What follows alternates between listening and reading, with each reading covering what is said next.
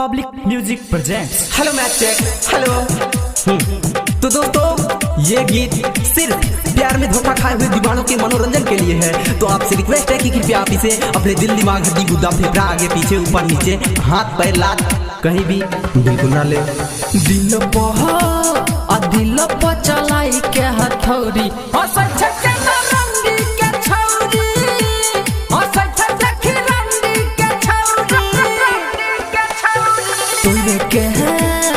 तोड़ के सोने हिया के डोरी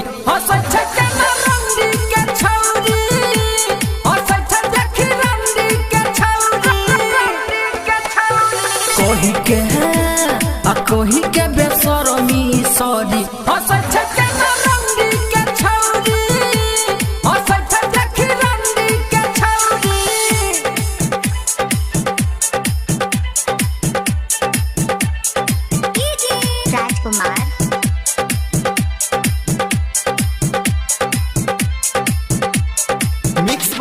बिपिन दीवाना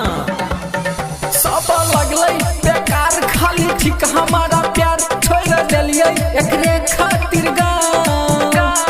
छोड़े नहीं रहे हथाऊ है छोड़ दल कैसा था हमरा नहीं दै छै अब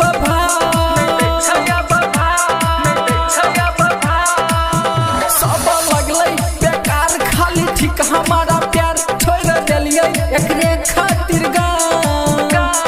छोड़े नहीं रहे हथाऊ है छोड़ दल कैसा था हमरा नहीं दै छै अब लाज लागे नहीं बेसरमी के थोड़ी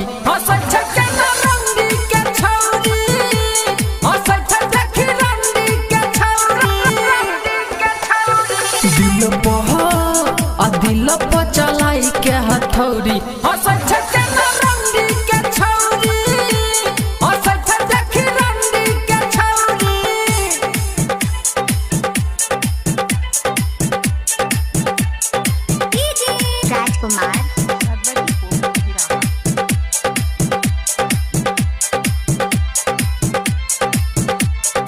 मिक्स बाय बिपिन दीवाना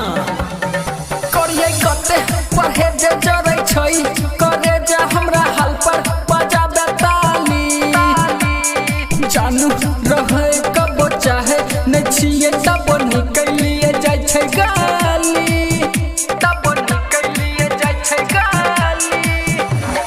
राइटर रगरे सब फंस गेलै करके लब खाइ नै छै उ खाना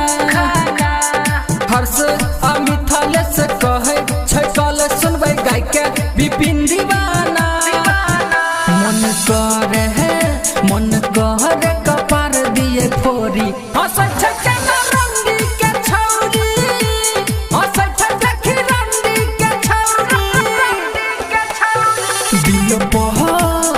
दिल पर चलाई के हथौड़ी